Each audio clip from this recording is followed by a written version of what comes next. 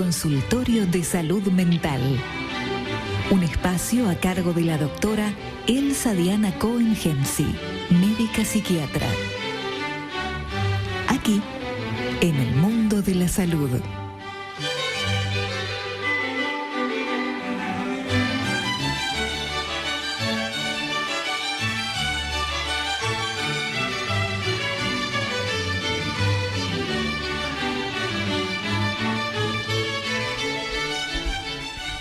Muy bien, estamos aquí con la doctora Elsa Diana Cohen-Hemsi, médica psiquiatra, columnista de lujo de este programa, El Mundo de la Salud, para hablar de un temazo también, ¿no? Un trastorno bipolar.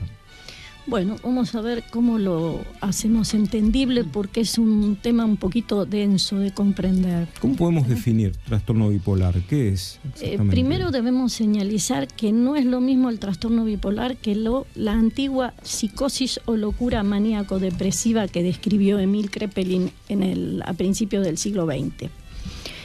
El trastorno bipolar es una enfermedad que presenta alteraciones psíquicas y recurrentes del estado de ánimo. ¿Qué queremos decir con esto? Que el humor y el estado de ánimo van pasando de un polo al otro, del polo de la euforia al polo de la depresión, o de la tristeza, como lo dice mucha gente. Esta es una enfermedad subdiagnosticada y muy frecuente en el mundo, porque sin implicancias étnicas, vamos a decir, hay más del 1% de la población mundial, algunos dicen el 2%.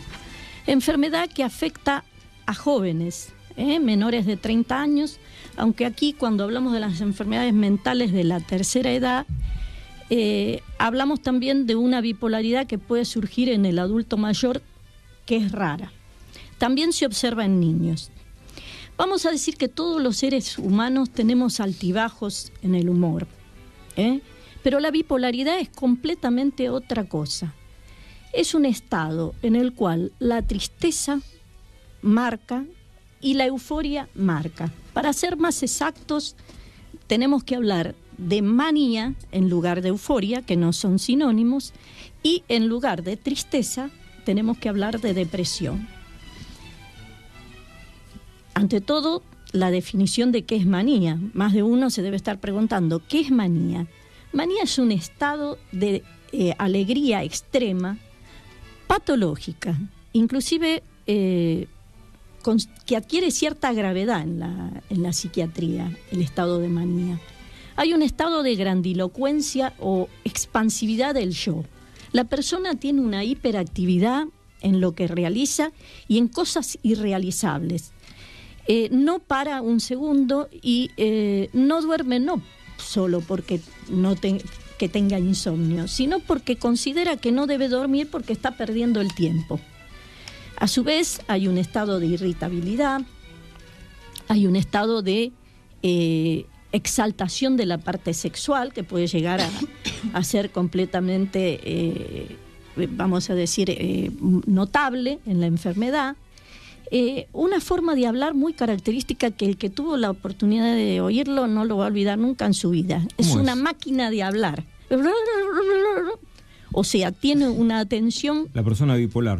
Sí, en el estado de manía. Estamos hablando que es un cuadro particularmente grave de la enfermedad y de alguna otra que pudiera presentarse en esas condiciones. Y recién dijiste exaltación sexual. ¿Cómo?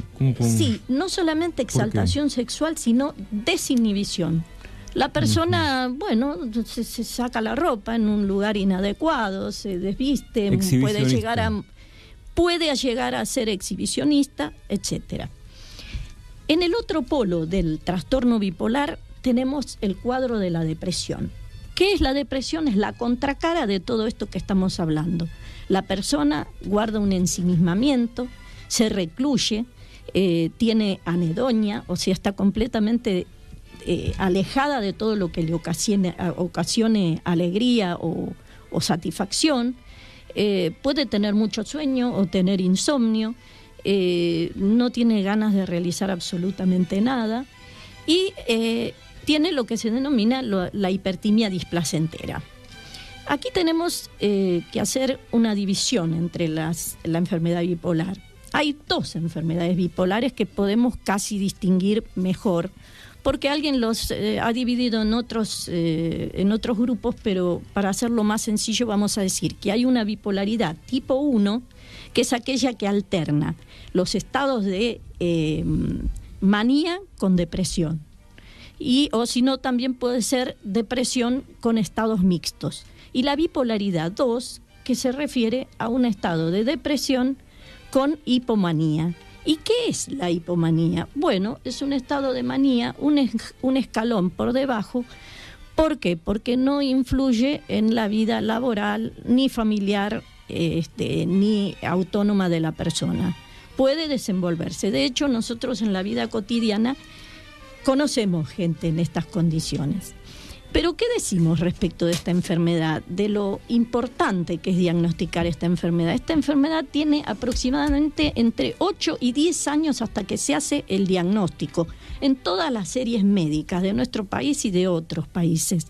Y esto ocurre ¿por qué? Porque el paciente se presenta de golpe con síntomas psicóticos y el psiquiatra lo medica con un antipsicótico como corresponde o como parece que debe corresponder, y estamos desvirtuando la enfermedad. El paciente viene con lo que suponemos una depresión, y es más, muchos médicos clínicos que se dedican a tratar, sobre todo en adultos mayores, le dan un antidepresivo y este paciente pasa al polo de la manía. Y aquí es por qué se extiende. ¿El antidepresivo no es como ocultar un poco, como tapar la tierra bajo la alfombra, digamos? Acá lo que tenemos que hacer es el distingo importante. ¿O es la indicación, digamos? Es que el distingo importante es saber si es una depresión unipolar, una depresión mayor, una depresión pura, del cuadro depresivo de la bipolaridad. Por eso queremos señalar que el interrogatorio debe ser exhaustivo, no solamente limitado a la persona, sino a los convivientes. ¿Por qué? Porque una persona que refiera que hace 3 meses tuvo un cuadro de hipomanía, aunque esté deprimido y tenga ideas suicidas, no es un depresivo, es un paciente que padece el trastorno bipolar. Doctora, ¿qué origina esta enfermedad? ¿Hay algún, digamos, algún motivo etiológico o no? Bien, en principio tenemos que decir que es uno de los factores más importantes de suicidio.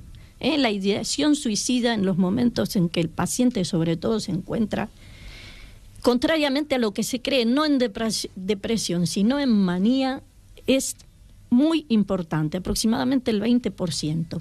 Porque no olvidemos que en ese estado de manía el paciente puede permanecer 2, y a mí me tocó ver hasta 3 días sin dormir, con todo lo que conlleva esta situación.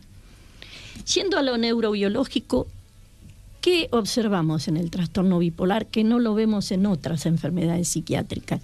Hay una disminución de la neurogénesis en ciertas áreas, sobre todo en el área límbica, donde está concentrada la emocionalidad del ser humano. Ahí hay pérdida de neuronas. ¿Esto qué significa? Que estamos perdiendo materia gris, que hay disminución de la corteza en esa zona, y esto, bueno, se produce porque es una enfermedad de larga data, recurrente y crónica. Ya que estamos ahí con la doctora Ana Elisa Barret, me gustaría saber tu opinión, porque veo que haces sí con la cabeza, entonces coméntame. No, que digamos con respecto a las enfermedades mentales, los factores que digamos que le dan origen son siempre muchos. O sea, puede ser desde un factor ambiental, una noxa externa, puede haber alteraciones de la neuroquímica o neurobiología, y también cuestiones que puedan tener que ver con déficit nutricionales específicos. Por ejemplo, el déficit de ácido fólico, por ejemplo, puede llevar a una epilepsia o a distintos cuadros. O sea, es muy importante el tema nutricional también en los cuadros de enfermedades mentales. O sea, el aporte de la materia prima, como por ejemplo algunos aminoácidos esenciales como el L-triptofano, la tirosina, la glutamina. Claro. ¿Puede ser hereditaria la enfermedad bipolar? tiene un peso hereditario importante, pero me quiero centrar en lo que dijo la doctora recién. Es tan importante todo esto de la nutrición que entre los postulados de saber qué es lo que provoca la esquizofrenia o esta enfermedad que estamos tratando, justamente habla el doctor Albino, que es un especialista en nutrición infantil, quien dice que todo el futuro de las criaturas se cierne en ese primer año de vida y en esa alimentación que van a recibir. Nosotros, en lo que nos atañe a la especialidad, lamentablemente debemos decir que cada vez se confirma más esta situación. Es decir, la falta puntualmente de ácido fólico, de ciertas vitaminas, haría que ese cerebro se mostrase vulnerable a cualquier noxa. Y entonces tendríamos no solamente niños raquíticos, sino niños con deficiencias mentales que los marcarán para toda su vida futura. Con respecto a la herencia, hay un peso familiar importante y esto significa que tenemos que decir que si interrogamos bien al paciente o interrogamos un conviviente y nos dice que tiene una tía con trastornos bipolares, esto nos va a tener que llevar a pensar que esa depresión que nosotros vemos frente a nosotros es un polo depresivo de un trastorno bipolar. El tratamiento se realiza con lo que se denominan los estabilizadores del ánimo, que dan un buen resultado, pero es importante, como todo, hacer el diagnóstico a tiempo. Un buen diagnóstico genera un buen tratamiento. Estabilizadores del ánimo del tipo, el gold standard es el litio, que tiene algunas situaciones en las cuales no se puede emplear. Utilizamos el divalproato de sodio, el Valcote, más conocido, carbamazepina, y últimamente... Es el Tegretol, ¿no? El Tegretol. Y últimamente, entre otros, y últimamente la lamotrigina, que está dando muy buenos resultados, que tiene, como todos, ciertas contraindicaciones de trastornos de piel. Bueno, ha sido clarísimo. Y si quieren saber más detalles pueden entrar en el sitio web de la doctora Elsa Diana Cohen-Hemsi a través de www.elmundodelasalud.com.ar. Ha sido la doctora Elsa Diana Cohen-Hemsi, médica psiquiatra, matrícula nacional 52.339. Consultorio de la doctora Elsa Diana Cohen-Hemsi, médica psiquiatra. Psiquiatría integradora con abordaje terapéutico multidisciplinario. Teléfonos 2062-5719 y 15-365-12537. www.dianaemsi.tk